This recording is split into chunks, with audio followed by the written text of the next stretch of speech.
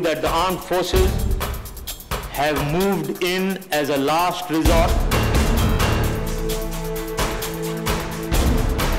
परवेज मुशर्रफ साहब को अपने अमाल का जवाब देना है।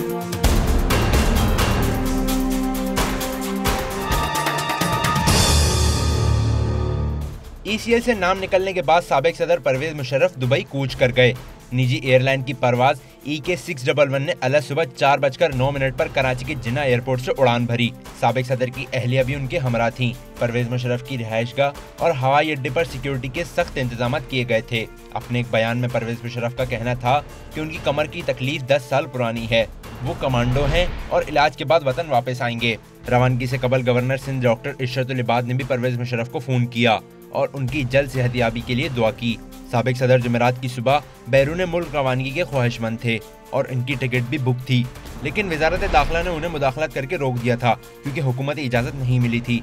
सुप्रीम कोर्ट ने परवेज मुशर्रफ का नाम ECL से निकालने के खिलाफ वफाक की दरख्वास्त खारिज करते हुए सिंध हाई कोर्ट का फैसला बरकरार रखा था।